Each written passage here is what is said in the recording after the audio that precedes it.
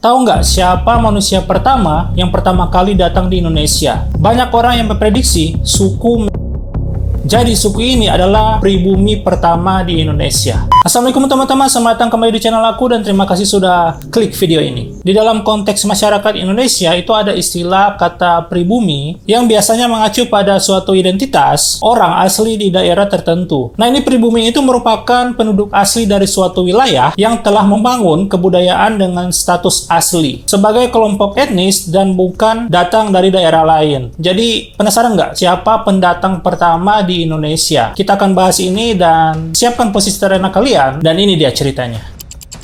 Ini klasifikasi umum etnis, kesukuan lokal Indonesia itu sebenarnya itu masih banyak guys. Misalnya itu ada orang Batak, orang Sumatera Utara, Sunda, Banten, Jawa Barat, Minang di Sumatera Barat, Bugis di Sulawesi Selatan, dan lain sebagainya, itu kalian tahu lah. Namun di sini itu kata istilah pribumi itu kerap digunakan sebagai pembeda antar golongan masyarakat yang dianggap sebagai orang asli Indonesia atau suku etnis asli Indonesia. Nah, melansir dari laman Zenius, berikut ini tuh ada asal-usul kedatangan orang pertama di Indonesia. Kita masuk yang pertama. Ini kedatangan pertama itu ada Homo erectus. Jauh sebelum manusia modern, Homo sapiens datang ke Indonesia, ini bangsa tertua yang datang menghuni Indonesia adalah Homo erectus yang melakukan migrasi panjang dari Afrika sekitar 1,8 juta tahun yang lalu. Bisa dibilang nih Homo erectus ini tuh ialah penduduk yang paling lama tinggal di Nusantara ini. Ini migrasi panjang Homo erectus ini dari Afrika ke berbagai penjuru dunia memang cukup fenomenal dan sedikit banyak keberadaan mereka ini itu membentuk ekosistem yang kita kenal sekarang ini. Sekian banyak Homo erectus ini tuh yang terpencar menuju Eropa, Asia, India, ada beberapa juga yang nekat menyusuri garis pantai selatan sampai ke Nusa Tenggara Timur. Tepatnya itu Pulau Flores. Mungkin kalian banyak yang bertanya, gimana ini cara Homo erectus itu menyeberangi pulau demi pulau. Ini perlu diingat ya guys, bahwa daratan dan lautan yang kita kenal sekarang itu berbeda dengan bumi beberapa juta tahun yang lalu. Mungkin berdekatan pulaunya, jadi menyeberangi itu gampang guys. Sekitar 1-2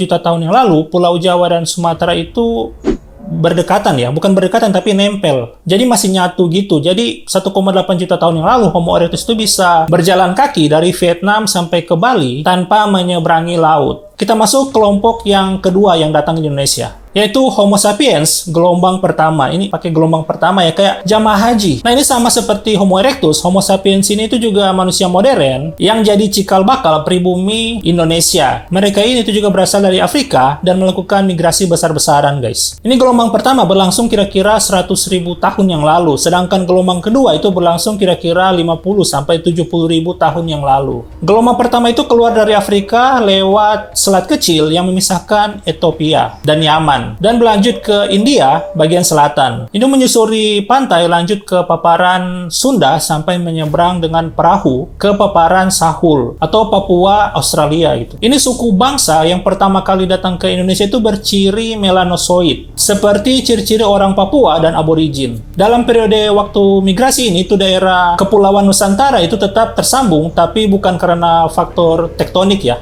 melainkan karena pada masa lalu itu bumi sedang menjalani masa zaman es yang menyebabkan itu permukaan laut menyatu menjadi daratan es. Manusia modern pertama ini, Homo sapiens, itu akhirnya menempati Nusantara sampai zaman es berakhir. Es itu menjadi lautan yang memisahkan pulau, sehingga itu terbentuklah Kepulauan Nusantara seperti yang kita kenal sekarang ini. Ini kehadiran mereka itu kita bisa lihat di peradaban manusia modern yang lebih kita akrab, kita kenal itu sebagai kebudayaan berciri Melanesia atau golongan etnis Negrito. Itu beberapa di antaranya itu ada suku Sentinel, Onge, Jarawa di Kepulauan Andaman.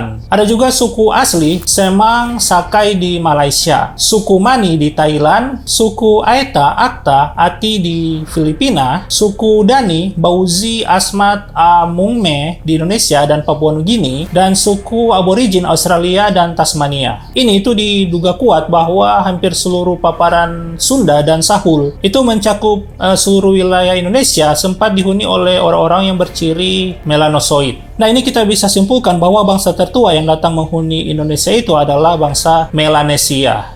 Ini koreksi kalau misalkan aku salah ya guys ya. Ini kita masuk ke kedatangan yang ketiga, yaitu Homo sapiens Melayu Austronesia. Austronesia ini Austronesia apa? Pergabungan antara Australia Indonesia bagaimana? Ini rumpun Austronesia itu sangat besar ya, mencakup suku Melayu, Formosan, Taiwan, Polinesia, Hawaii, Selandia Baru, dan sebagiannya. Mereka itu berciri-ciri muka bulat, hidung lebar, rambut hitam, tebal, sedikit bergelombang, dan kulit kecoklatan, yang merupakan itu ciri-ciri dari Austronesia ini ya. Kayaknya di Indonesia banyak yang seperti itu ya. Nah, mereka ini tuh datang bukan hanya modal nekat aja, tapi juga membawa amunisi ya guys ya.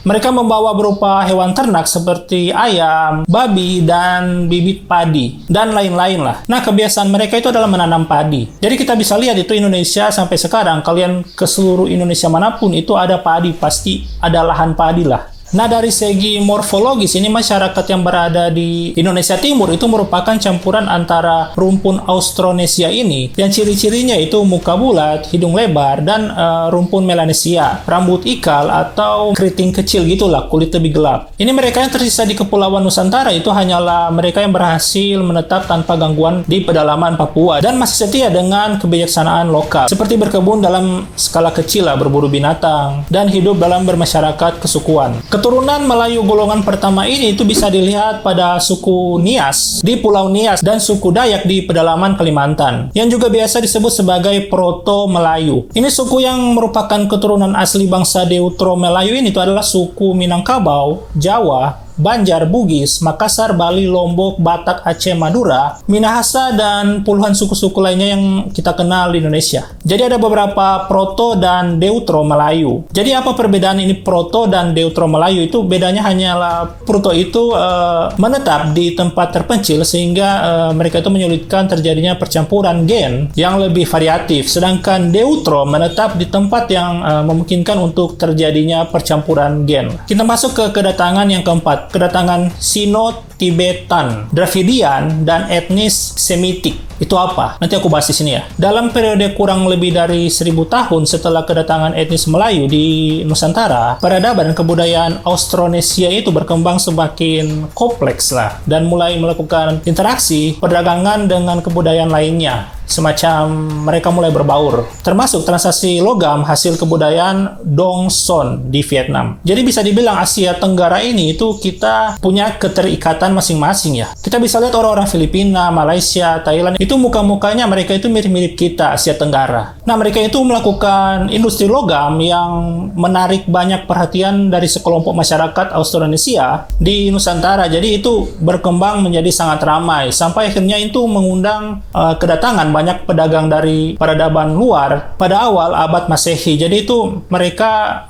memancing itu peradaban-peradaban dari luar negeri itu datang-datang ke Indonesia. Yaitu peradaban Dravidian, Sino-Tibetan, dan etnis Semit. Ini pendatang pedagang ini itu sudah pasti bukanlah asli pribumi. Mereka hanyalah meramaikan perdagangan di Nusantara. Ini dalam dunia modern, peradaban Dravidian ini itu lebih akrab kita kenal dengan nama India. Sementara peradaban Sino-Tibetan itu kita kenal sebagai dengan nama Tionghoa, etnis Tionghoa. Dravida bisa dikatakan sama dengan India, Sino-Tibetan itu bisa dikatakan sama dengan Tionghoa, dan Semit itu bisa dikatakan sama dengan Arab dalam dunia peradaban. Sementara itu pedagang Dravidia, Sino-Tibetan, dan Semitik ini itu yang dulu datang ke wilayah Nusantara sama sekali tidak membawa atribut kenegaraan. Jadi semakin hari itu Indonesia itu banyak pendatang-pendatang guys. Pendatang etnis dari Tionghoa, Arab, banyak lah guys. Jadi di sini kita simpulkan siapa orang asli pribumi Indonesia. Ini dalam tinjauan sejarah ya, daerah Nusantara ini atau Indonesia itu pada mulanya adalah